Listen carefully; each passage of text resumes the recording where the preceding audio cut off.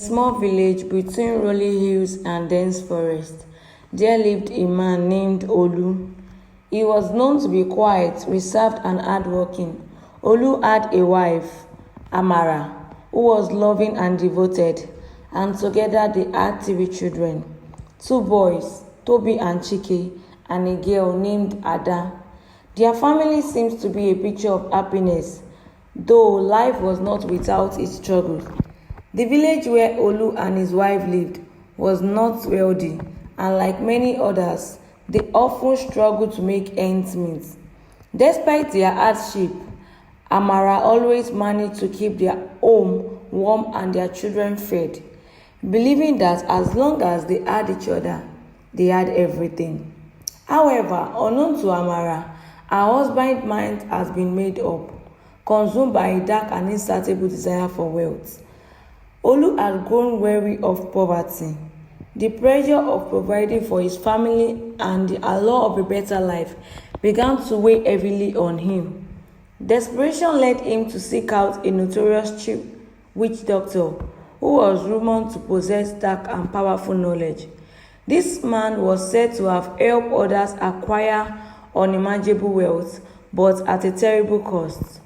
One moonless night, Olu made his way through the forest to the witch doctor's lair. The old man, with eyes that gleamed like a predator's in the dark, listened to Olu's plight. After a long silence, he spoke in a voice that seemed to crawl into Olu's very soul. "There is a way to obtain wealth beyond your wildest dream," the witch doctor said, "but it requires a sacrifice, the blood of the innocent, pure of heart, and tied to you by blood, your children."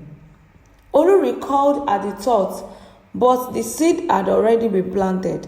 The witch doctor continued, "You will not have to kill them. I will perform the ritual, and they will simply fall ill. No one will suspect you, and the wealth you desire will be yours." Blinded by greed, Olu agreed. The witch doctor handed him 3 small black tokens and instructed him to place one under each child's pillow that night. The ritual would be complete by dawn, and by the next day, Olu would begin to see the results. Olu returned home, his heart heavy with dread, but his mind consumed by the thought of the riches that awaited him. That night, as Amara slept soundly beside him, he quietly slipped into his children's room. With trembling hand, he placed a token under each of their pillows and whispered a prayer for forgiveness.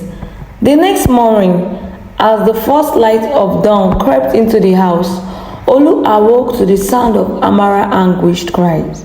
She had found the children, all of 3 of them, lying still and pale in their bed, as if they had merely drifted into an endless sleep. They were alive, but barely alive. Feverish and unresponsive, they did not wake, and the